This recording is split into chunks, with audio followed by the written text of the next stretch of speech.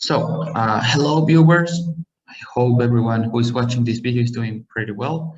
My name is Matias Miranda, and in the following video presentation, I am going to talk about a piece of text that I read a few days ago, that it was called A Study on Oral Presentation, Anxiety and Confidence, a comparison between L1 and L2 presentations.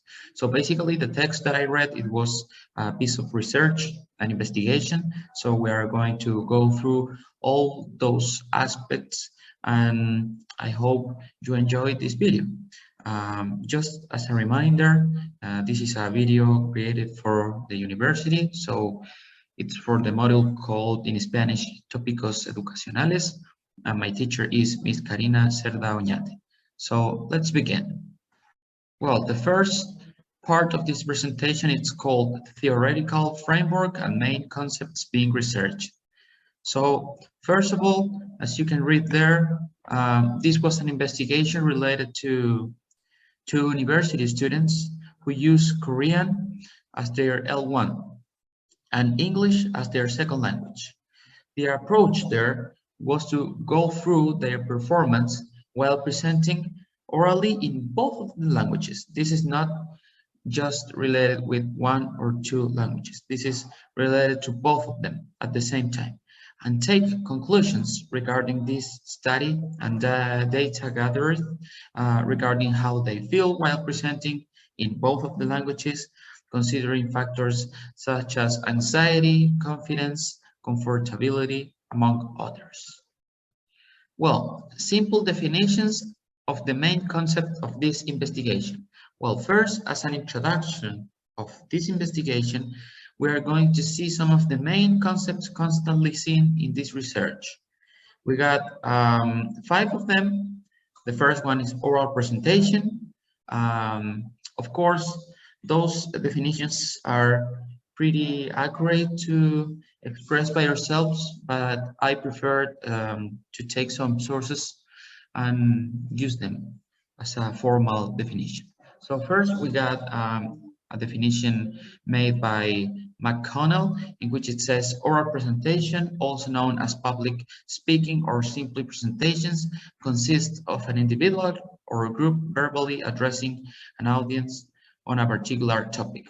Then we got anxiety, according to Iqbal, I think it's called, is a feeling of fear, dread, and uneasiness. Then we got confidence. Confidence, according to Ashar, or whatever it is called, to be honest, is a state of being clear-headed, either that hypothesis or prediction is correct or that a chosen course of action is the best or most effective. And finally, we got L1 and L2, that it's basically first and second language. Just to make a small reminder, L1 tend to be always our mother tongue. Let's talk about the methods. Well, the methods mainly, it will be the participants and the instruments that were used in that research investigation. So basically, the participants were 137 students. All of them were women. Why?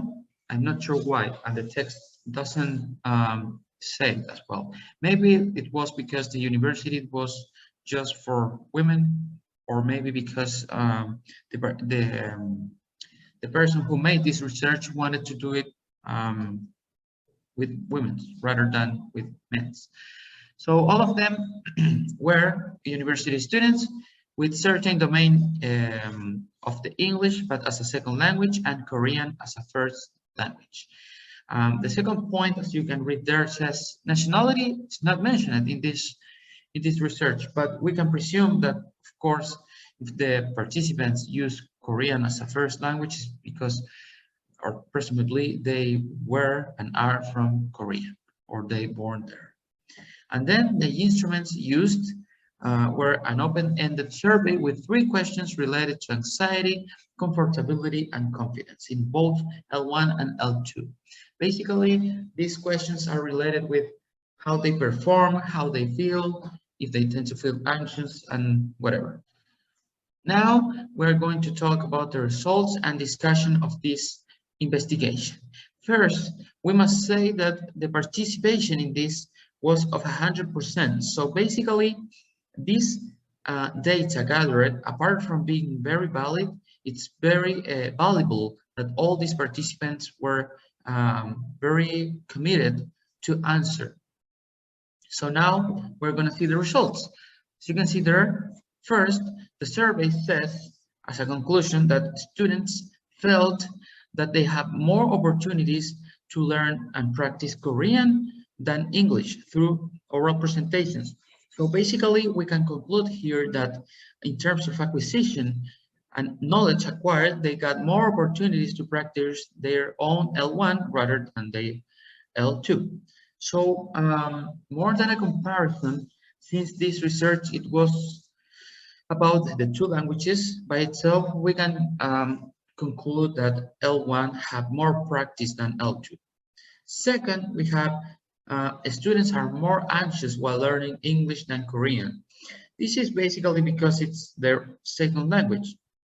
I'm pretty sure that everyone who will watch this video, when they were practicing a second language, they of course will feel more anxious because they are not aware of all the words as in their mother tongue, and they are not capable to use synonyms, or they do not even know them. So it's a pretty understandable conclusion. Third, we got more comfortable at Korean lessons than English lessons, of course, because they can receive more effective input since they are Korean, I presume. So for them, it's easier to understand Korean than English. Then we got students feel that they are better using Korean and English for obvious reasons. Already mentioned it. Students feel more anxious and feel more anxiety while talking in English. However, they feel they can control it. So that made us conclude two things. Maybe the acquisition that they got in English is enough to defend while talking, or also because mentally they are, as a human being, enoughly mature, are enoughly controlled by themselves to step away all the anxiety presented while we are speaking. And finally, students feel more comfortable talking Korean, also because it is their first language. So of course it will be less tough for them. So now we are going to talk about the pre-service teacher's personal opinions and reflections. So this is basically my opinions, my own personal opinions. First, I think that, well, Korean is known for being a language difficult to learn and understand, basically for the ones who do not got Korean as L1, for example, as myself. So this is mainly because their alphabet and pronunciation and spelling of some words are practically impossible to catch. You see, for example, I am a Spanish speaker that is learning English since I am 4 years. And of course, once you understand to read Spanish, you can read, or at least you can say some word in English, since the letters that they use are basically the same. Even though, for example, for a Spanish speaker, it's easy to understand, I don't know, Portuguese, they tend to use letters that are not familiar for us. So basically, yeah, it's pretty difficult for us to understand those type of languages since they use other alphabet and other words. Second, English is very popular. It's a very popular language, and even though it is not the most spoken language, because I'm pretty sure Chinese will be the most spoken language, it is known because it is more used to communicate as universal language. So more than easy, we have more opportunities to teach and to learn English. For example, here in Chile, of course, there are people who knows Korean and can speak Korean, but if we want to learn something, I'm pretty sure we will find more English teachers than Korean teachers. So this is basically because English is a more universal language. Because here in Chile, we do not use English as a second language. We use it as a foreign language. So this is a pretty good argument, I think. And also, I think the way in which we learn a new language depends a lot in which is our L1 and its main components. Another example, I am a Spanish speaker. Of course, that as a Spanish speaker, it will be easier for me to learn, for example, Italian or to learn Portuguese, all right? But for example, myself as a Spanish speaker, if I want to learn Korean or Chinese or whatever of these Asian languages or even Russian, it will be very complicated for us. Basically because first they use other type of words, or like French. If you hear French people tend to do very weird sounds for us, and they are not weird, but they are pretty uncommon for us. I think that's the best word to use. And regarding this investigation, as a conclusion of what I have said, perhaps these students tend to face more difficulties learning English because they do not even use the same alphabet. Since they use Korean as their L1, of course, they will feel that the normal alphabet, it will be more difficult to learn. But, well, so because of this, they may feel even more anxious while trying to learn English. All right, so those are my personal opinions.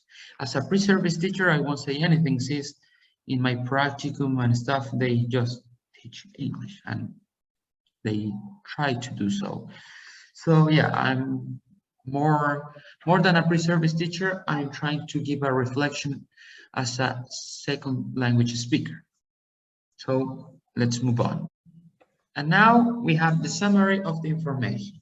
Since I think I was pretty clear, I'm just going to give to you all a very short resume or of what I have said all these minutes. So basically, I took a piece of text, I read it.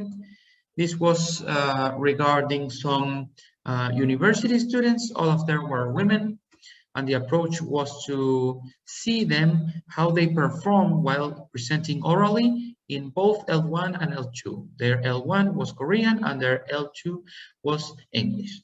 Basically, the main conclusions of it says that obviously they tend to feel less anxious because they feel anxiety, less anxious on their L1 rather than on their L2. So yeah, basically that was the summary. What else can I add? Well, as a personal view, as I already said a few minutes ago, I'm pretty sure that they will feel more anxious because apart from being another language, it has other points against their own language and acquisition. That is that they do not use the same alphabet as us, and also that some words are pretty difficult for them to recreate it in terms of how they move their tongues or they use this part of their body to create sounds. So now the references, I'm sorry that it says 1 minute long, it shouldn't say it. I just noticed it.